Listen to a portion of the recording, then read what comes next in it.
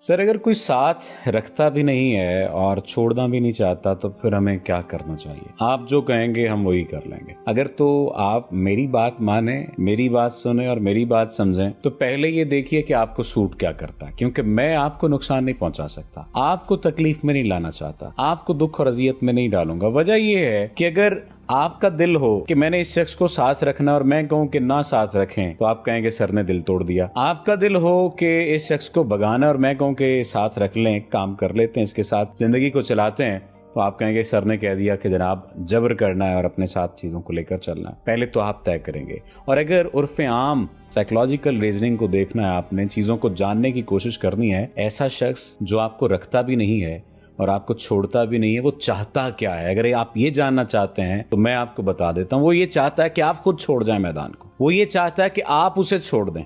वो ये चाहता है कि आप उसके ऊपर इल्जाम लगाएं, आप उसके ऊपर गुस्सा करें और उसका सारे का सारा जो किया धरा है ना अपने कंधों पर ले लें। उसने जो भी गंद मचाया है उसको अपने सर पर आप उंडेल लें। वो असल में बुनियादी तौर पर ये चाहता है। अब ऐसे शख्स के साथ क्या करना है ये आप तय करेंगे और आपके तय करने के बाद फिर हम तय करेंगे कि इसके साथ क्या किया जाना चाहिए। देखें, दो किस्म के मामलात होते हैं। एक तो ये कि वहां पर आपके पास ऑप्शन ही नहीं पीछे हटने की, आपके पास ऑप्शन ही नहीं होता कि इस शख्स को छोड़ना है, आपके पास ऑप्शन ही नहीं होता कि आपने इसके साथ अपनी राहों को अलग कर लेना, जुदा कर लेना है। और एक जगह पर ऑप्शन होती है आपके पास कि आप अपनी जिंदगी में आगे बढ़ सकते हैं, आप अपनी जिंदगी में बहुत तरक्की कर सकते हैं और तरक्की करने के बाद उसको दिखा सकते हैं अगर दिखाने का दिल करे, वरना अपनी राहों पर चलते चलते इतने आगे निकल सकते हैं कि आपको जरूरत भी ना पड़े उसको देखने की और उसको कुछ दिखाने की। तय आपने करना है। और जब आप तय कर लेंगे कि हमने अपनी जिंदगी को इस अंदाज से ट्रेनिंग देनी है, इस अंदाज से लेकर चलना है, उसके बाद फिर बता दीजिए कि सर ये करना है और फिर वो होगा।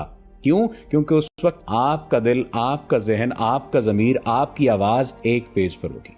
मैं ये पहले भी एक बात कह चुका हूं कि जब आपकी कोशिश, आपकी नीयत और आपकी दुआ एक फ्रीक्वेंसी पर आ जाते हैं ना तो फिर सब कुछ आपकी मर्जी के मुताबिक होने लग जाता है।